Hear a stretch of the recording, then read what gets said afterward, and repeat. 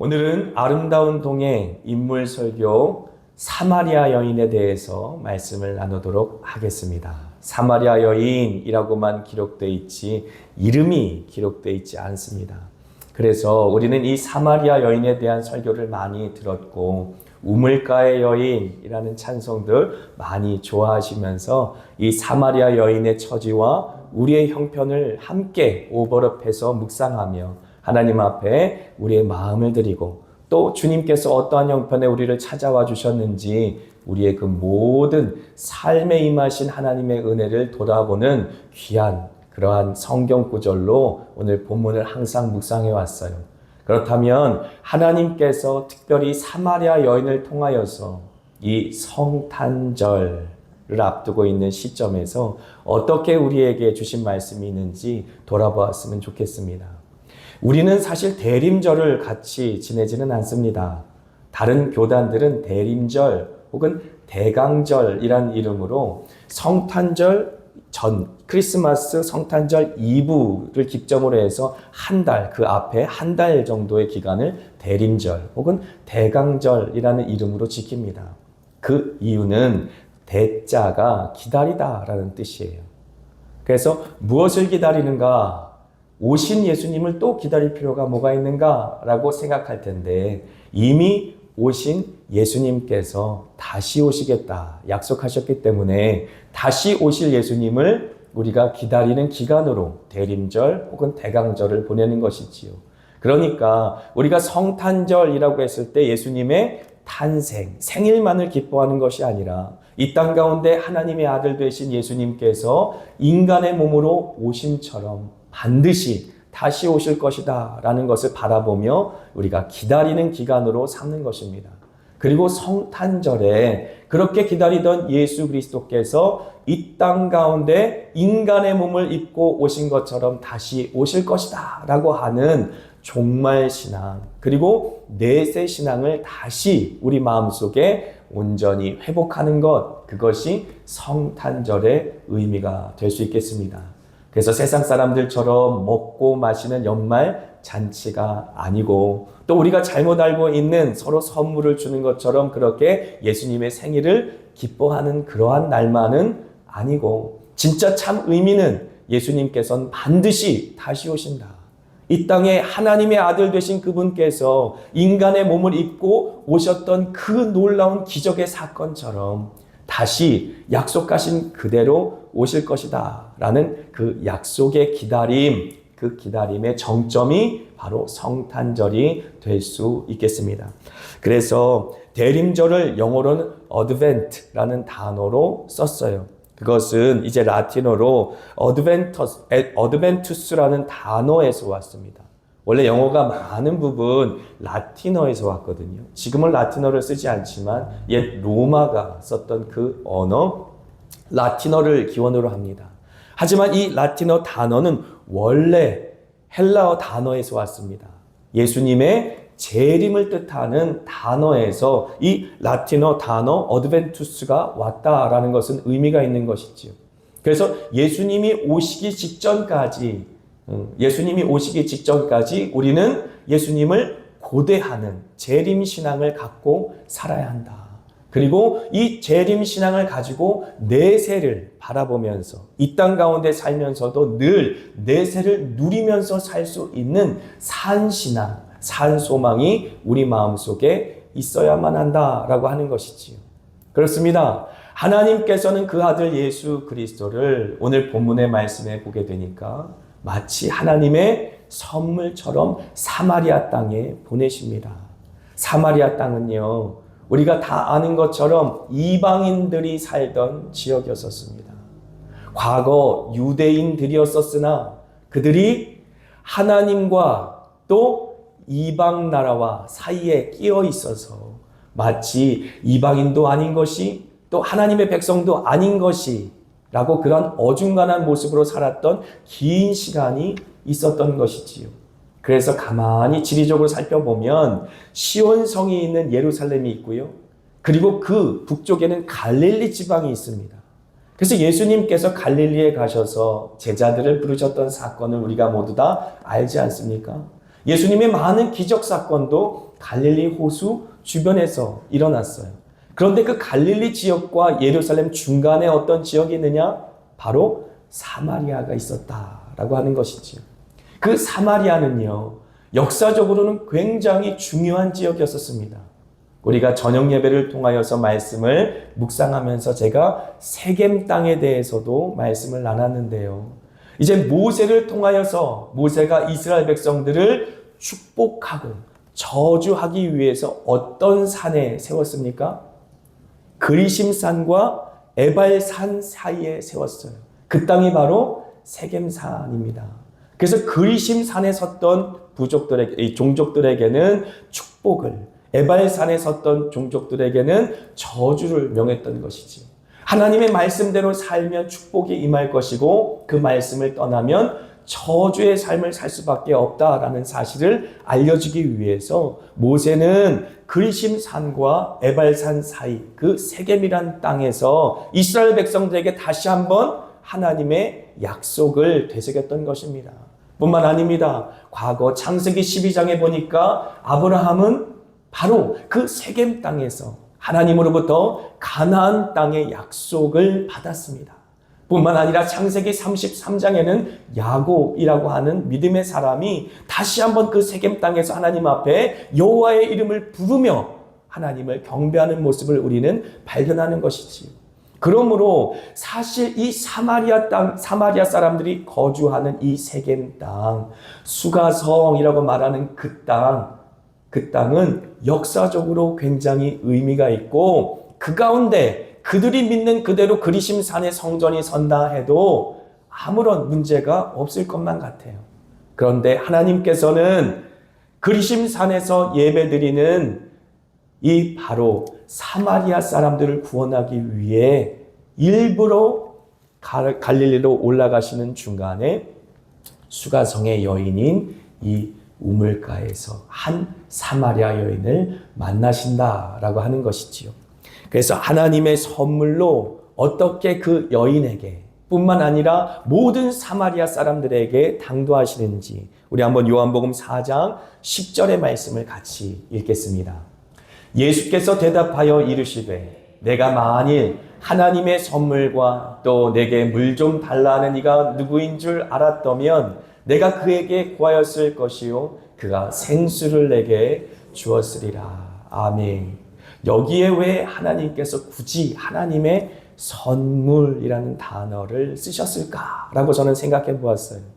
예수님께서 사마리아 여인을 만나셨을 때에 사마리아 여인이 평생 기다렸던 사람, 그리고 사마리아 모든 백성들이 평생 기다렸던 것, 그것을 지금 하나님께서는 예수를 통해 그들에게 선물로 주고 있다라고 하는 사실을 분명하게 깨닫게 해주시기 위해 이 하나님의 선물이라는 단어를 여기에 사용했을 것이다 라고 저는 믿습니다. 그래서 예수님께서 특별히 이 하나님의 선물이라는 단어를 사용하셔서 스스로를 내가 지금 하나님의 선물로 너에게 와 있다, 이 사마리아 땅에 당도하여 있다 라고 하는 사실을 말씀해주고 있는 것이지요. 그런데 하나님의 선물로 온 예수를 사마리아 여인은 처음에 알지 못하게 되는 것이지요. 요한복음 4장 25절 같이 한번 읽겠습니다. 여자가 이르되 메시아 곧 그리스도라 하는 이가 오실 줄을 내가 아노니 그가 오시면 모든 것을 우리에게 알려주시리이다. 아멘. 사마리아 사람들은 이스라엘 사람들이 바라볼 때에 이방인이었습니다. 심지어 예수님께서도 10명의 나병 환자들을 고쳐주신 다음에 감사하러 돌아온 한 명의 사마리아인 나병 환자에게 뭐라고 말씀하시냐면 이 이방인 외에는 나에게 감사하러 온 자가 없느냐라고 말씀하세요. 그러므로 그 당시에 모든 유대인들은 이 사마리아 사람들을 동족으로 여기지 않았어요. 이방인들보다 더 혐오스러운 존재로 여겼습니다. 이방인들만 개라고 생각한 것이 아니라 사마리아인들도 혐오스러운 존재를 생각했습니다. 부정한 사람들로 생각했다라고 하는 것이지요. 그런데 그들도 하나님께 예배하고 싶었고 그들도 메시아를 지금 기다리고 있다라는 사실을 사마리아 여인이 고백하고 있는 것입니다. 메시아, 곧 그리스도라는 이가 오실 줄을 내가 아노니. 우리도 하나님의 말씀을 알고 있습니다. 우리도 하나님께서 메시아, 곧 구원자를 우리에게 약속한 사실을 알고 있습니다. 그래서 지금도 기다리고 있습니다. 라고 말하고 있는 것이지요. 사마리아 여인은 어떤 여인입니까? 이 성경의 말씀에 의하면 남편이 5명이나 있었던 여인이라고 합니다. 그리고 지금 살고 있는 남자도 남편이 아니라고 하니 최소 6명 정도의 남자와 함께 살 수밖에 없었던 그러한 굉장히 힘든 인생을 살아갔던 여인이 바로 사마리아 여인이었어요. 그런데 그러한 사마리아 여인마저도 메시아를 기다리고 있었다라고 하는 것은 온 사마리아 사람들이 하나님의 말씀을 알고 있었고 그 율법을 붙들고 있었고 언젠가는 우리를 구원할 메시아가 올 것이야 라고 하는 고대 속에 살아갔다라고 하는 것이지요. 이 수가성의 사마리아 여인은 물을 뜨러 그 더운 날씨에 이 우물가로 나왔지만, 야곱의 우물가로 나왔지만 하나님의 예비하신 선물인 예수님을 만남으로 말미암아 진정한 해갈함을 얻게 된다라고 하는 것입니다.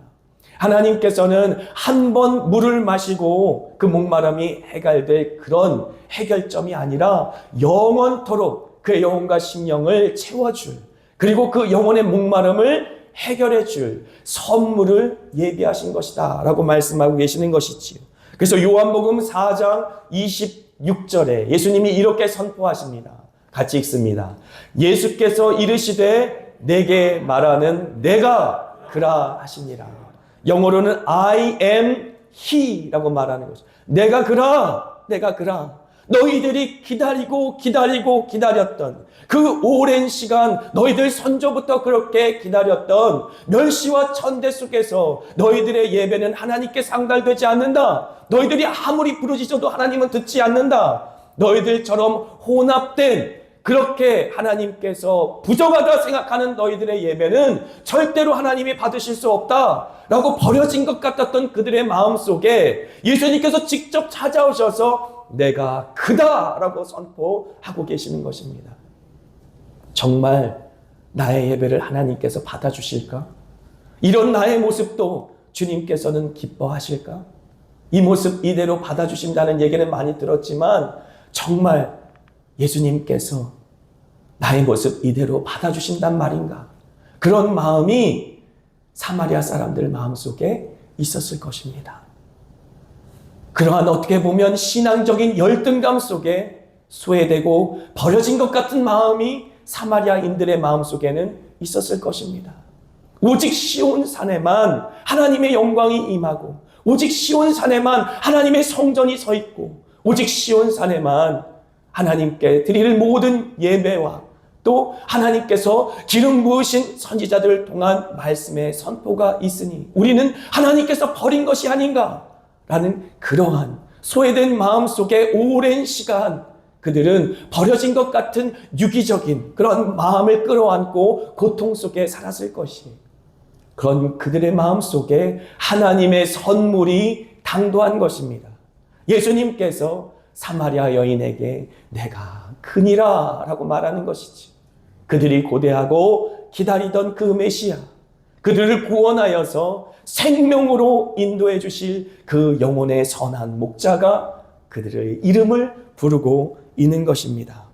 그래서 요한복음 4장 14절 같이 한번 읽겠습니다. 내가 주는 물을 마시는 자는 영원히 목마르지 아니하리니 내가 주는 물은 그 속에서 영생하도록 솟아나는 샘물이 되리라. 아멘, 아멘. 왜 예수님께서 사마리아 여인에게 선물이 될 수 있었을까? 사마리아 여인은 예수님을 만난 이후로 다시 자신의 마을로 달려갑니다. 와서 보라! 우리들이 기다렸던 메시아가 왔다. 그 기쁜 소식을 사마리아 여인은 온 마을에게 선포합니다.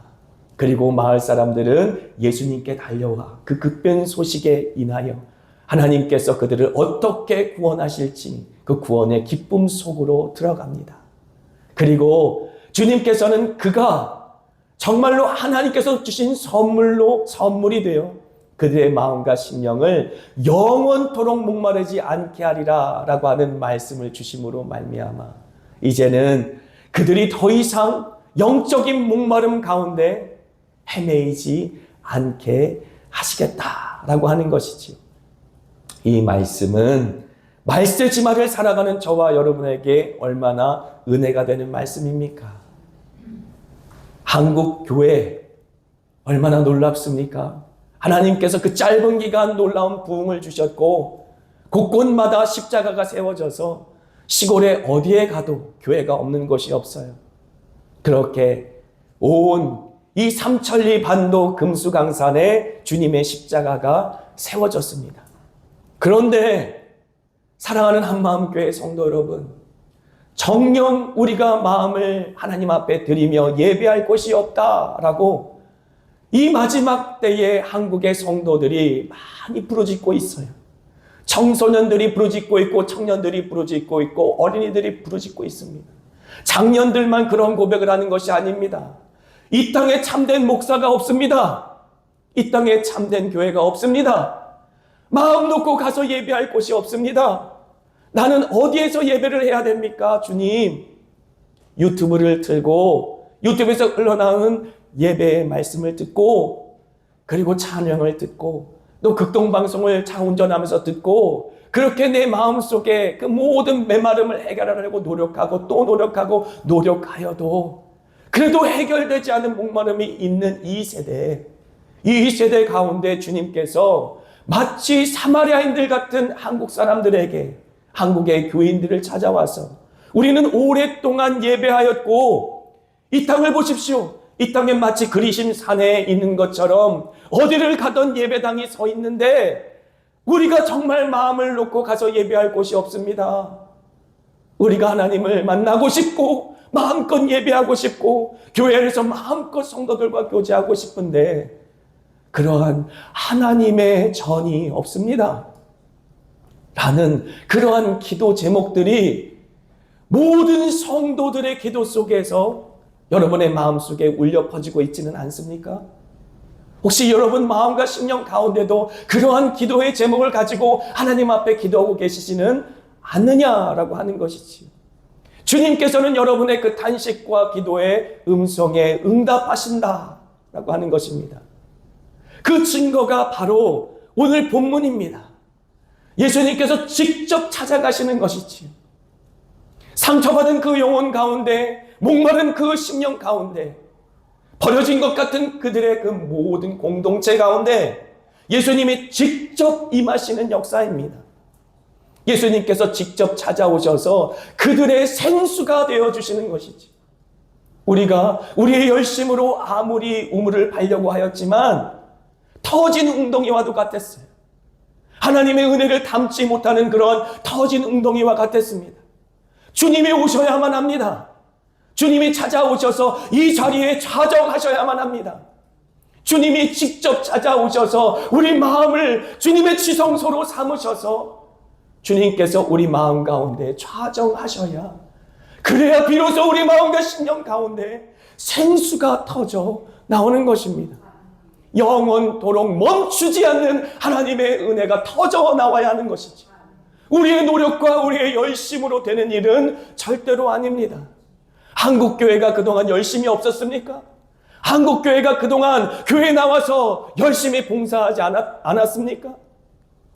그런데 왜 이렇게 우리는 영적으로 목마르고 왜 이렇게 기갈 가운데 있느냐라고 하는 것이지. 마치 기근을 만난 그러한 백성들과 같습니다.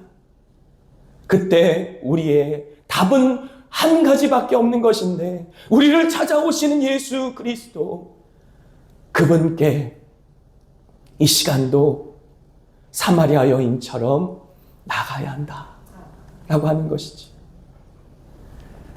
요한복음 7장 37절로 38절은 이렇게 말합니다. 누구든지 목마르거든 내게로 와서 마시라. 나를 믿는 자는 성경의 이름과 같이 그 배에서 생수의 강이 흘러나오리라. 아멘. 예수를 믿는 사람들, 예수의 이름을 부르는 사람들, 그래서 예수가 그의 심령 속에 있는 사람들, 그들은 그의 배에서 생수의 강이 흘러 넘칠 것이다 라고 하는 것이지. 우리가 무엇을 잃어버렸습니까? 우리가 교회가 없습니까?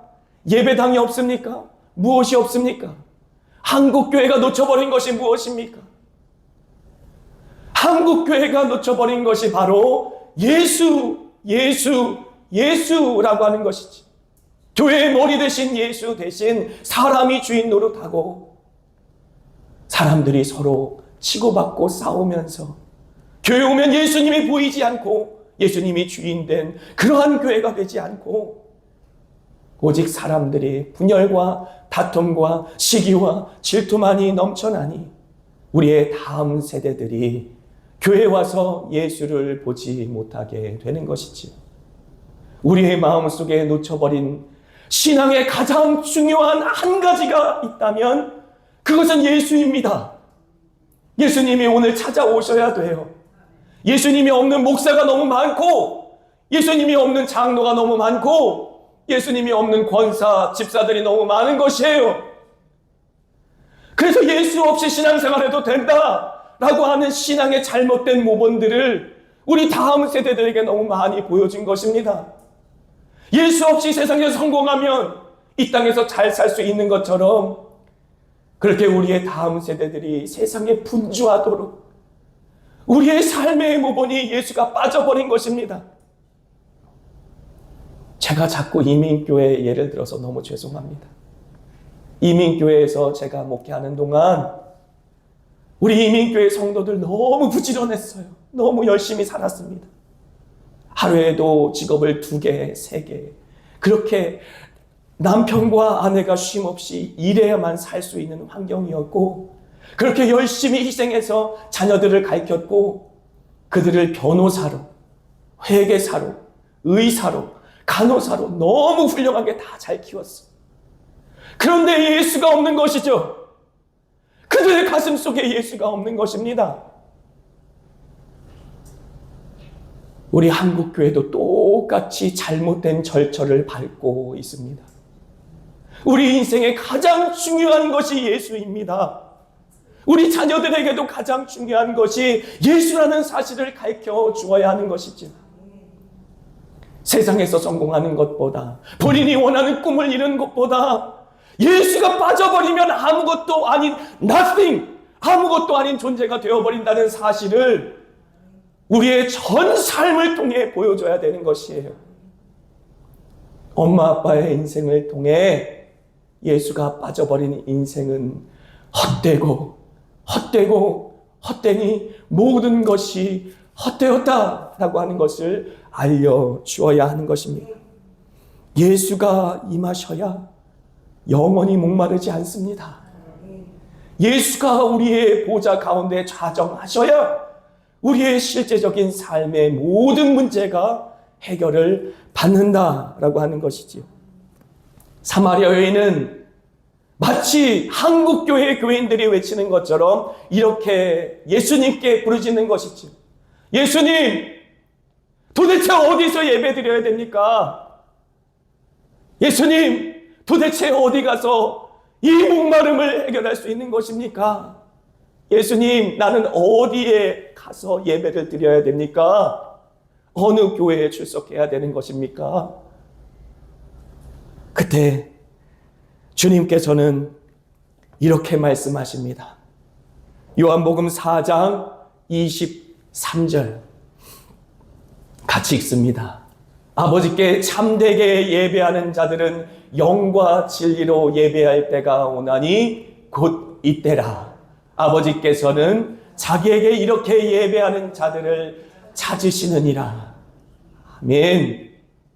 예수님께서 답을 주고 계십니다. 사마리아 여인은 우리 조상들은 그리심산에서 예배하면 된다고 했습니다. 그리고 나도 그렇게 대대손손 그렇게 살아왔습니다. 그리고 나도 지금도 어디에서 예배할 줄 모릅니다. 이스라엘 사람들은 시온산에서 예배한다고 말하고 있고, 그리고 우리를 조롱합니다. 거기에는 하나님이 없다고, 너희들의 예배는 받아주고 하나님 앞에 거절된다고. 그렇다면 주님, 만약에 당신이 메시아라면 나는 어디서 예배해야 됩니까? 주님께서 그 답을 지금 주고 계시는 것이, 내가 너희들 가운데 임하여야, 그래야 진짜 예배가 시작되는 거야.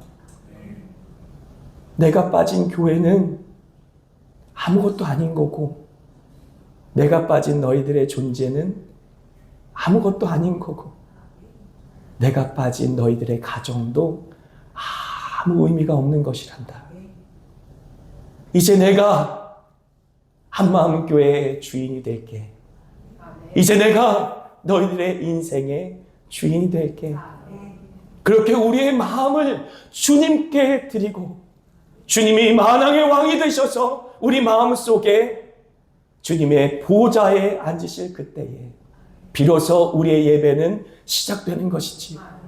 신령과 진정으로 진리 되신 예수 그리스도께서 길이요 진리요 생명이 되셔서 새롭고 산 길을 우리의 마음과 심령 가운데 열어주셔서 우리 마음으로부터 시작하여 하나님께로 이르는 그 넓고 분명한 왕의 대로를 만들어 주시는 것입니다.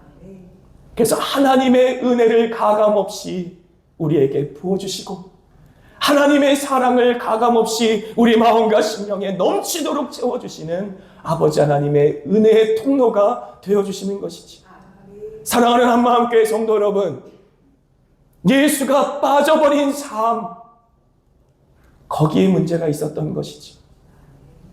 교회에, 목사의, 그 모든 성도들의 관계 속에 있었던 그 모든 아픔과 상처, 그것을 해결할 수 있는 모든 시작점은 예수 그리스도이십니다.